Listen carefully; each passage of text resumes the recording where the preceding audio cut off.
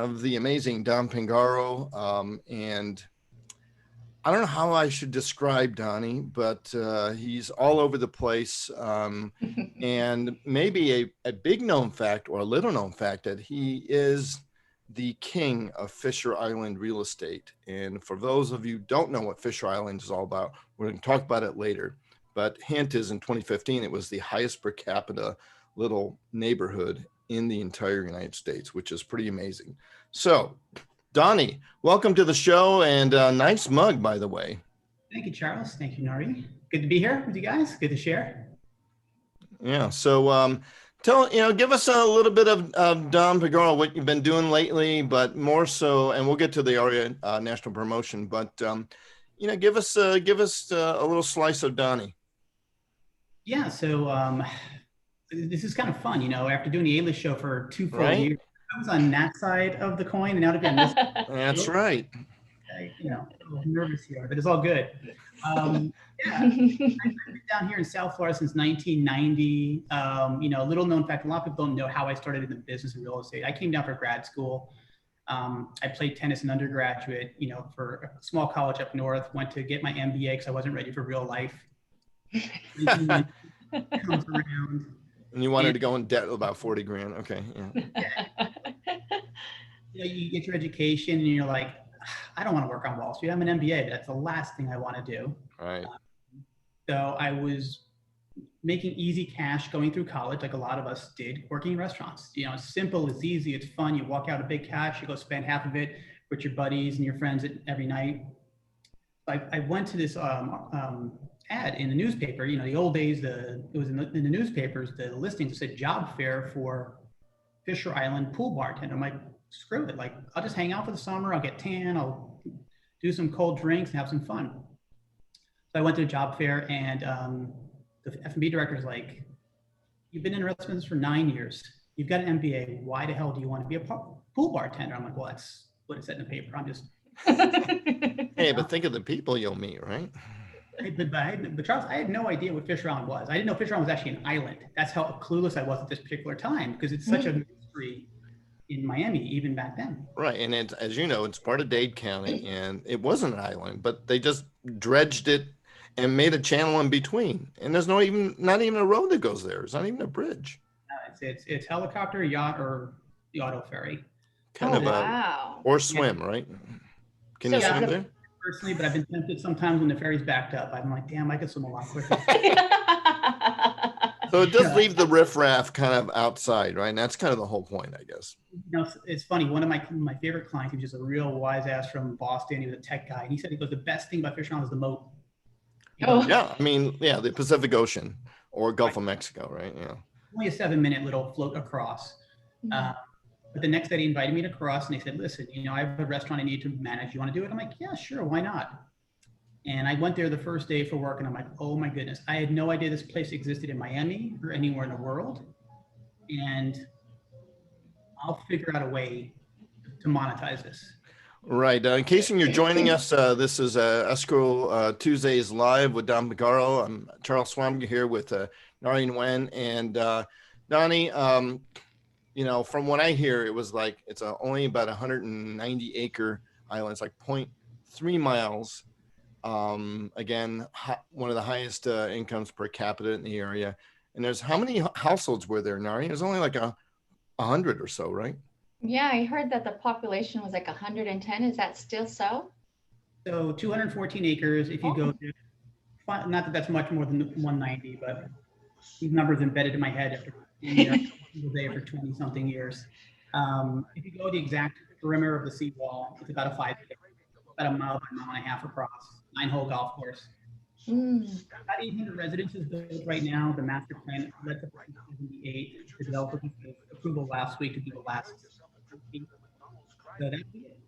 And about 100 residents, families call it their primary household, and it's the #1 zip code every single year across the nation. So it's a very, very community, very international community. A lot of fun stuff goes on out there. I mean, is every deal require an NDA basically, and you can't tell who lives there? Every deal, but I've definitely signed my fair share of NDAs, no doubt. I bet. Well, Narhee's got a question for you. Yeah, Donnie. So you didn't want to become an artist. You didn't want to become a poet, not a swimmer, an Olympic swimmer, but why real estate? Again, so as I just was embedded into this amazing community of international wealth, Mm-hmm. wow, how can I leverage knowing these folks at a very, I was 22, 23 at the time, a long time ago, 1992, 93. Yeah.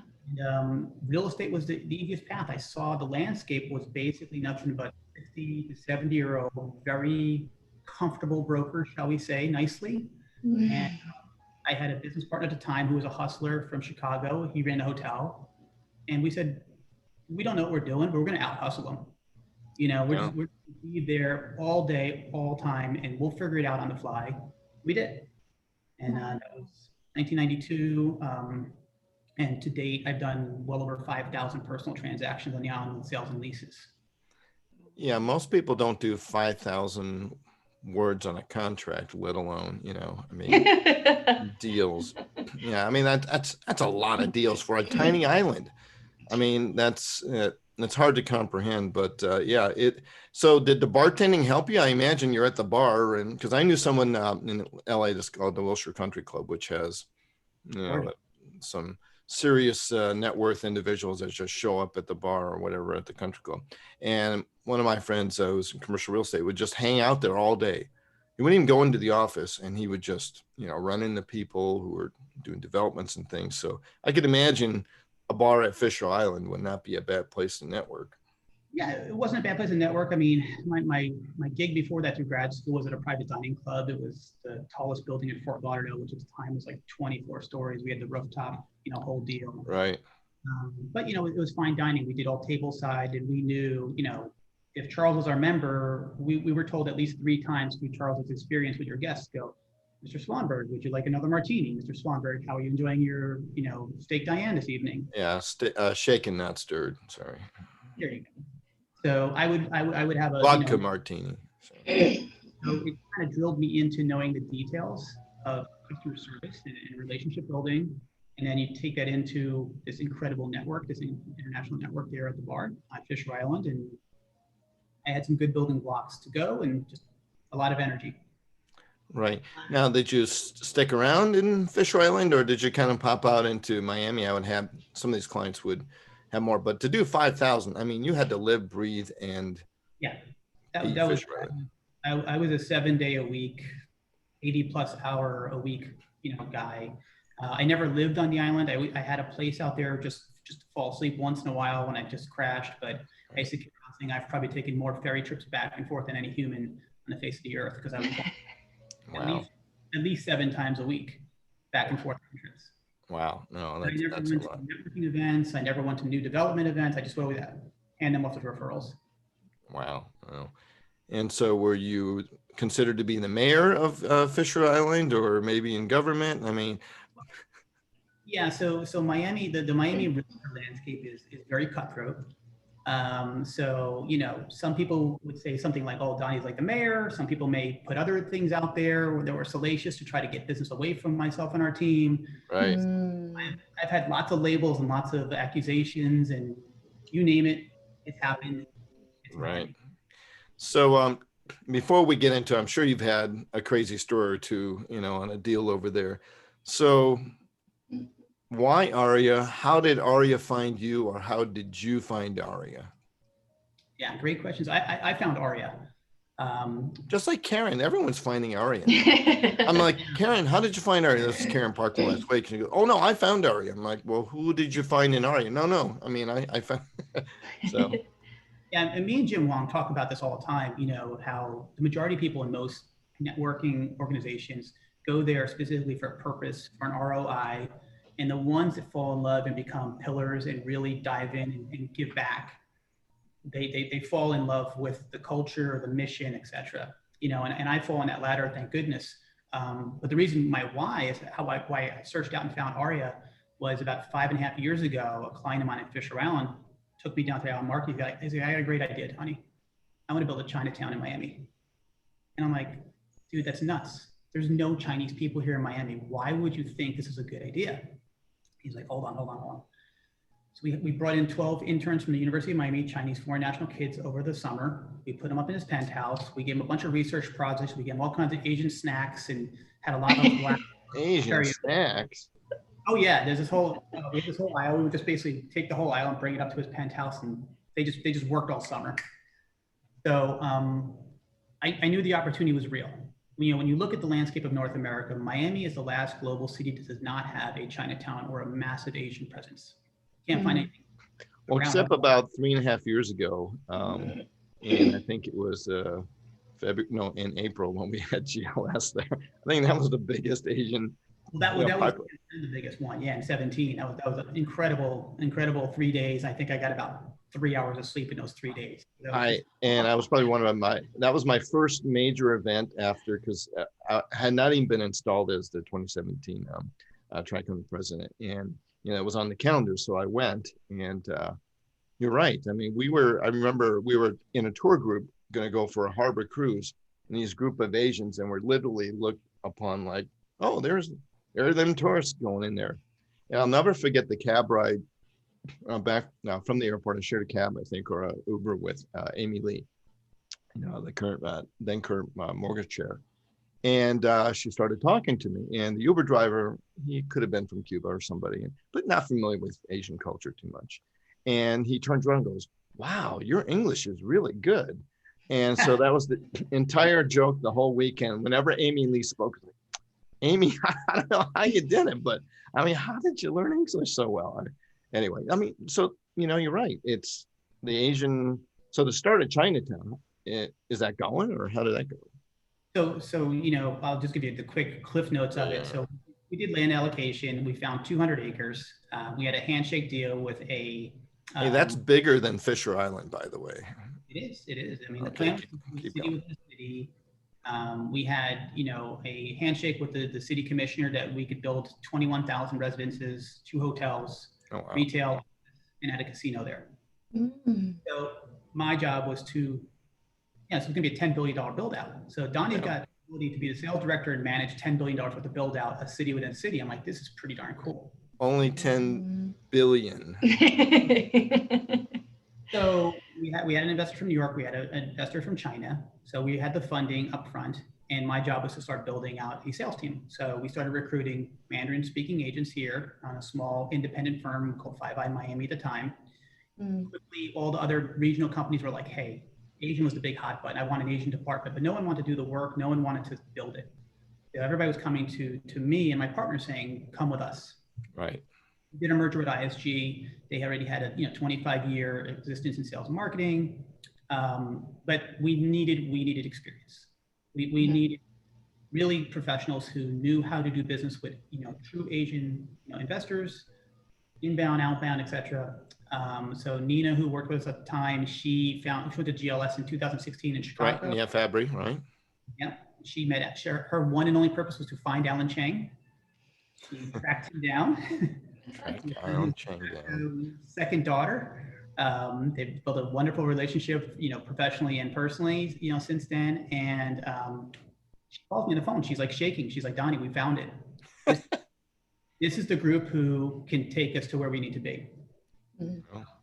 Got together, loved it. And, since then, capital constraints, sways in the market. That'll probably never happen in that particular Chinatown, but I continued along my way and, fell in love with the people of AREAA and the mission. Yeah, I'll still never forget that GLS. I mean, it was big. It was huge. And I think it was a little stormy outside at the time, as I remember, but it was simply amazing. Just the look. I mean, we were right on the water. Where were we at the Four Seasons or something? And it just was, and you look out, and at the time I remember seeing a few things where, hey, you could buy a piece of the sky here for $200,000-$300,000. It wasn't insane yet, and I don't know what's happened since. No, prices have not gone up downtown too much yet. It's been a buyer's market the last 3 or 4 years. We've definitely had a spike in the last year with COVID. It's been a very big benefit for Florida as a whole. Right. Single family homes particularly, but it's now rolling into condos because people are just saying, why should I live in Columbus, Ohio in an apartment downtown or Philadelphia or pick your urban area Right. when I can have blue sky, warm weather, and do my same job. Right. Yeah. All right, Narhee. Well, Oh, as you wow. will see, what's going to be happening. Yes. And so now with 5,000 transactions and so much extraordinary history and stories behind you and that you've experienced, Donnie, you must have at least one or two crazy experiences in real estate that you can share with us. Yeah, I'll give you two. One's low key and not very well known, and one was published in Vanity Fair a couple years ago. Oh, okay, perfect. In the classified ads or as a story? Oh. I've always said my golden parachute is to write the book about my fish on experiences because Oh, no one's that'd going be to cool. It's pretty wild. So my first one was back in the 90s, back in the day when we started getting a big international push of buyers. I had this buyer from Europe, and he, was going to closing. It was pretty smooth, and he's like, "Tell me how much money to bring." I'm like, "Yeah, well, it says it right on your pre-HUD closing there. Just wire the money in." He's like, "I'll just bring it, no problem." So here he comes in. We're waiting for him. He comes into closing. He's got this big satchel, big leather bag. It was like a $1.5 million purchase. And so we go to the thing, and he starts looking through the papers, and I said, "Well, is your bank going to say?" He goes, "No, I'm not using a bank. I'm going to pay cash." He's like, "Well, do you have a cashier's check?" He's like, "No, he's right here." And they're like, "What do you mean right here?" And he opens up $1.5 million in U.S. currency right there on the table. And the face Narhee is making right now is exactly what the title agent said, shaking their head and saying, "No, we can't." Yeah, I mean, I remember someone showed up with 40 grand in cash, and it was in 5s and 1s and 10s and 20s, and it took like 20 minutes using a cash counter, maybe 40 minutes. So I could imagine, cash, and maybe back then it was not as bad as it would be now. It'd just be impossible to do anything with. But anyway, Well, and in mind, this is Miami back in the 90s. Oh yeah. Cowboys in the 1980s. So he was a European, not a South American, but nonetheless, things were still a little sensitive. Things were different back in Miami back then. Let's just put it that way. Well, yeah, there were a lot of cash. I mean, they were saying that, some of the folks in that business were spending over $1 million on just rubber bands to wrap the cash. So, I mean, it is significant, right? I mean, that's true. I since then, every single closing I do beforehand, I make sure it's very specific that it's cashier's check, wire. You can't have.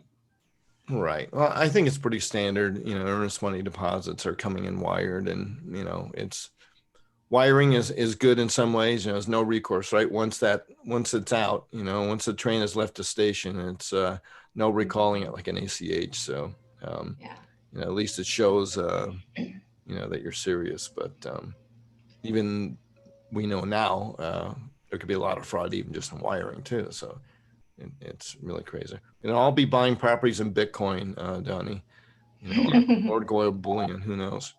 I agree. Bitcoin is the future, or some kind of crypto. There's no doubt about it. Yeah.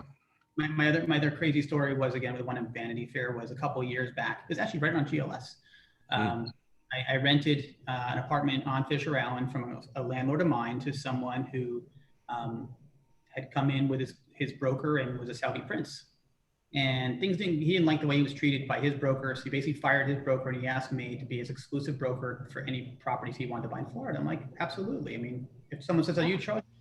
Happy to do that for you, right? Yeah, I'm like, I don't really have time for Saudi princes buying property. He shows me proof of funds. He's got a CEO with him. He's got security. He's got the embassy plates. The whole. I mean, this guy was. Got to get those embassy plates down here. How do we get? Can we create an embassy for AREAA? Because I want to get those council plates. I mean, this guy actually got an eBay. That's a whole different narrative. What? Yes. That's a different narrative for a different day. So fast forward 6 months, the largest closing on Fisher Island to date was about $18-19 million resale. Right. And we were contract for 34 million. So completely busting with a brand new penthouse, double level, pool, the whole thing. Right. And this was these deals don't happen in 24 hours. Clearly, it's a lot of stuff. Yeah. And he goes on a 10-day around the world tour, and he would call in every day. He'd call me from Hong Kong, and he'd video in for me. He's in London, he's in Paris, and and he's asking me to push the papers around like you normally would for a deal. Right. We're closed in 10 days. So I'm like, this is sweet. Like, this is like the ultimate record, cherry on top, huge. Mhm. And you've already bought an island for yourself with the contingent closing, right? I mean, you already got the island and the Caymans already set, right? In my head, Charles, to have done that too many times. Yeah. We live and learn, thank goodness. 3% of what? No, I'm like, okay. I get a call from someone on the island. Hey, your prince, there's 17 FBI agents at the door from what I can see from the distance, and they all got big ass guns. And I'm like, what? They're like, you might want to get down here. I'm like, I am not, that's the last place I'm going to. Yeah, right. Let's see. Around and say, hey, talk to me. I'll explain whatever you want to explain. Forget it. Then I get the call. He landed at JFK, and as soon as customs, they whisked him away. And at the end of the day, he was fraudulent. He was not a true prince. He did have a significant amount of money, but he was pulling off these different schemes with different wealthy people for funds. Oh, wow. He would pull in, $5 million here for this, and he would buy that, and then he would do this and promise this, and it was just. Oh, wow. Yeah. Interesting house of cards. Excuse me, house of pyramids. What do they have? Okay. So, but yeah, so that's documented in Vanity Fair, where there's several documentaries that'll be coming out about him in the next couple of years with HBO, etc. I signed off on the Vanity Fair to give a quote because they were initially going to do a real big slam job on the community. Mm. I can't name, even though he's incarcerated, I have an NDA, so I can't give details, but I can tell you what you have is truthful and what you have is false. Right, Mhm. right. Get an I idea. think them so they can put their story more credibly, and it made it pretty salacious. Yeah. I think everybody who's in the luxury market to deal with high net worth individuals have run into something like that. I mean, in the early 90s, you could be driving down Beverly Hills and you'd hear some loud, engine noises, and you look in your rearview mirror, and there is HH, as he was called, the Sultan of Brunei, is one of the princes, Prince Jeffrey, who was famous for, he owned several properties around the Beverly Hills Hotel, and he had everything. I mean, this guy was just crazy. But he would be driving around, he would drive himself in his cars, and once in a while you'd see him drive by, and I even waved to him one time, but yeah, there was some crazy stuff, and he got into a little trouble. He even overextended himself, and I mean, the money I think was legitimate, but nowadays you have so much things with AML, anti-money laundering, and all that stuff. It's just a wonder how any of those transactions, would happen, because it's not so much like, for example, funds coming in from overseas to here. It used to be, can it get out of the overseas area? But now it's got to enter the United States, so that's another hurdle, So it is quite different. So, all right. So thank you, Donnie. We all hope we have amazing stories like that. Hope you didn't spend or buy him too many dinners, or maybe he bought you a few dinners, But yeah, that's the last place you want to be, is during an FBI raid, meeting with your client to get involved with, all that. No fun. All right. Well, we are here for one main reason only, right? Other than promoting ourselves. And that is the AREAA Virtual Convention that's happening on October 14, 16. Hey, that's coming up really soon. I know we're already doing virtual rehearsals. People have got their AREAA Got Talent videos that they're working on submitting. I mean, it's really no different, Donnie, right, than the virtual live one, except you're not on a flight for maybe 3 to 4 hours or down the street. But all the anticipation, the prep, the quality, it just, and all the things that we're mounting seems to be like real and live. So what we're going to do is we're going to go through the top 5 reasons why you need to go sign up and join us in the AREAA Virtual Convention. So I'll start off with number one, which is unparalleled access to network with top national leaders. And we're not talking about a pool bar in Fisher Valley. Are we done? All right. Tell us about what that's all about. Give us some teasers on that. What I always say is like, about AREAA is so special. It's like, you can be a first-time member and you can get a conversation with one of the founders. Right. Some of the people that have, been leaders at AREAA for these 19 years, they are icons in our industry. I mean, what other industry can you go to a computer, convention and talk to the CEO of Dell? No chance. Right. And you run into Bill Gates, you might be just, near the popcorn machine. You never know. You never know, but you're probably not going to get his ear about really, a good conversation. They really want to help you. So I give it so much to our leaders at AREAA. And we are going to be having networking forums. We'll be starting, I'm a shameless plug, Morning Espresso. So 9:30 Pacific every day, which is going to be kind of like your Today Show, so to speak. Right. For the convention. It's, when you come into these conventions, you're usually coming into the hall and everybody's hugging and kissing and you're, sharing the coffee and the creamer. Right. That's what it's going to be. We're going to have some special guests coming on. So you can talk to your leaders there, as well as we will have a Meet the Founders Day for lunchtime that you can kind of go into a virtual room, meet them, ask questions. Yeah, people, we tried that one time working with AREAA Global. We were trying breakout rooms, and breakout rooms with people are not all that interesting. But when you're broken out into a room where people that you don't know too well, it really does make things interesting. Yeah. So, all right, a great number one. Yes, and then a number two, we got some entertainment for us, don't we, Donnie? AREAA's got talent. I mean, yes. Anybody's ever been to a convention, first of all, that's one of the most memorable hours of the convention. You guys. What was that thing with the body socks or something? Yeah, It'll shock the world if we put it on YouTube right now. I mean, it's just 10 years from now, you'll be like, holy moly, right? But, it's what Tri-County did not want to do is go out in matching t-shirts and dance, that was just done. That was overdone. We wanted to do something different. And, a lot of times, hey, we're all busy, right? Doing deals and working on other stuff. And for some chapters, they've got the leadership to do, the rehearsals and the plannings and all this stuff and the concept. And for a lot of chapters, it's too busy and they don't even want to join. That's why you only have maybe 12 to 14 or even less joining. But what an amazing, all you chapters next year, you've got to enter this because this gives you so much publicity. Publicity means sponsorship. It means help for your current sponsors that, your chapter is being highlighted. And is it all about winning? Well, of course it is.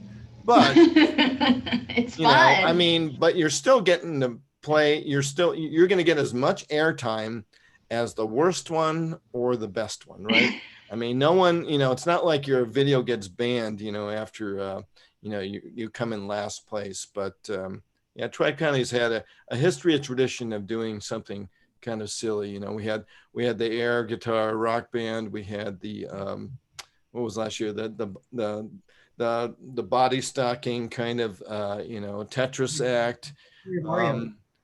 And then we had the public service announcement, from the, the YMCA song. So anyway, going to be good stuff. It's going to be on Wednesday this year. So, is that right? Day one. Right. And I know a lot of people have been working really hard on it. Obviously, it's going to be in video format, but I'm personally helping out, and I had to buy a new computer and I had to buy software just to have enough horsepower to get this thing done and rendered. And I'm telling you, for all those folks that farm it out and stuff, it's a lot of work. Just fiber it out. Anyway, so you're going to have also some amazing keynote speakers. I saw the billing. Can you tell us about that? Yeah, you just every year, AREAA brings in some of the most amazing keynote speakers. Last year was the Iron Cowboy, if you guys saw that. And I actually saw him, he actually did his, the world's toughest race right after that. I don't know if you guys noticed. I heard, yeah. Amazon, like him and 4 people went to Fiji. They did like 600-kilometer, 10-day. I'm just nuts. But I think everybody, whether you're a triathlete or not, was very inspired. This year we have Daniel Chang, She is known for CEO and founder of Lucky Rice. She has a TV show as well. So she's going to be talking about her journey and experience. And we also have the producer from the most recent ESPN 30 for 30, Nguyen. He's going to be there talking. Oh, wow. Right. Randy Char. So pretty cool stuff. And we still have a surprise keynote for day 3, which should be announced later this week. Well, and then Randy Char, heck, is he the celebrity or is the celebrity, interviewing the celebrity? You never know. I mean, obviously I've known Randy Char for a while, and it's only been since this year that I could sit next to him and not be intimidated and like try to strike up a conversation. I mean, we sitting in a car in an Uber and be like, whatever's going to come out of my mouth is going to sound so dumb, talking to Randy, but no, he's such a cool guy. That broke all boundaries last year, our leadership retreat, right? Oh, yeah, no kidding. That was funny. All right. Well, we tried to do the Asian version of the top 5, which was 3.5, but Microsoft PowerPoint is not, cooperating. So yeah, Narhee? So we had to do 3.5/4. We have breakout sessions that will propel your business in 2021. Wait, we could make money with AREAA? Yeah. Indeed. So, a key focus of us on the planning committee was directly from Jim. And 2020 has been just completely lots of turmoil. A lot of people are really struggling. A lot of industries are changing very quickly, and that's the great thing about AREAA. We want to help our members. We want to help our community. So we want to take those folks and say, hey, you may not be able to do what you were doing back in January and sustain the perfect living you would like to have. But come with us. These are some different avenues. These are some different, networks that you can work with. These are some different action steps that you can diversify your business, continue to grow your career, bring in different revenue, take care of your family, take care of your community. I think the planning committee did a great job procuring very, very targeted breakouts. So I'm pretty excited to share this with everybody. Yeah, I think as we've gone on, everyone's gotten better at this stuff, and AREAA especially done so many Zoom events, right? Not just internal companies meetings that I think, we're gotten to be pretty good at this. All right, so we are coming to then number 5, which is Amy Kong's installation dress. What do you think she's going to wear? I mean, I just, you never know. She could show up in a tuxedo. She might be in an evening gown. I mean, is there any odds in Vegas on this? What's going on, Donnie? I think it's 50-50 between a Chanel outfit or a tux. Yeah. No, I saw she was sporting a Chanel little, blazer thing there at the fashion show, which is also going to be obviously happening here. Oh, installation address. Sorry about that. I didn't really, I got to put some glasses on here. Anyway, so what's this all about? Again, at the end of the day, the convention is the end of one year and the beginning of another within AREAA's calendar. Right. Into some previous conventions. I mean, Randy Char being, disappearing in a box in San Diego. Right. Playing with the AREAA band in Las Vegas. I mean, hey, that was fun. Amazing. It was completely memorable. Yeah. King James last year. Who will ever forget James getting the crown and giving his inspiring speech and his address to the crowd there at the installation? And I know he has her heart like no one else does in AREAA. Just so deep into the mission.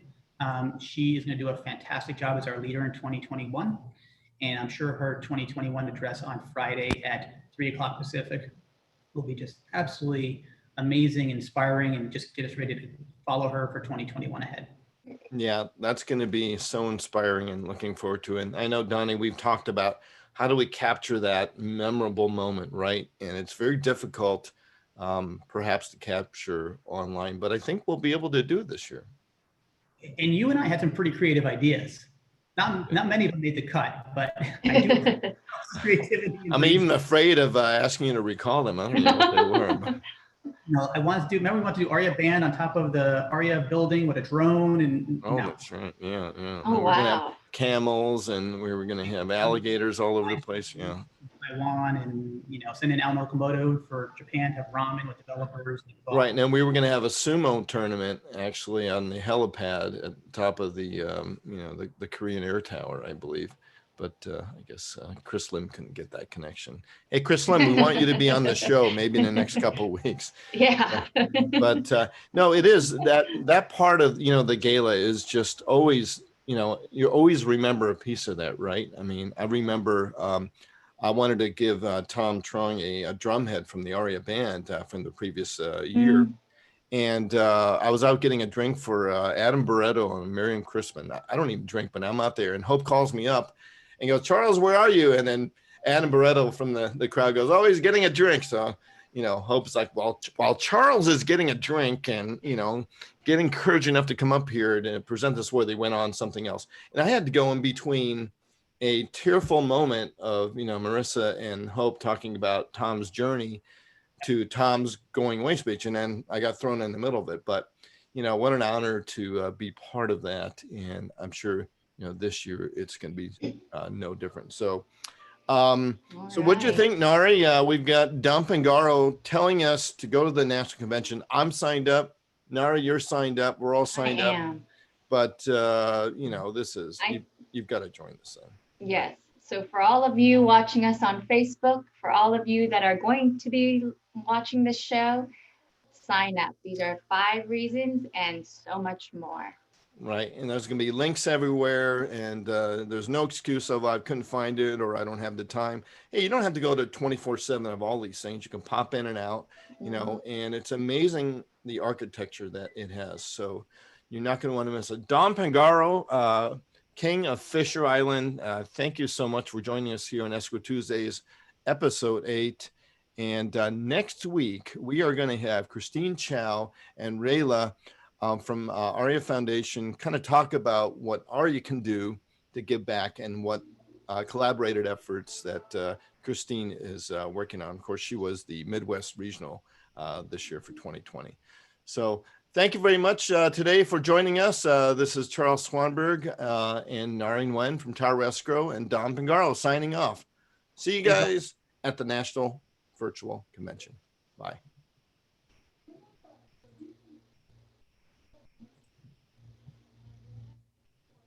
Okay, we are stopped. Thank you, folks. Appreciate that. Yeah.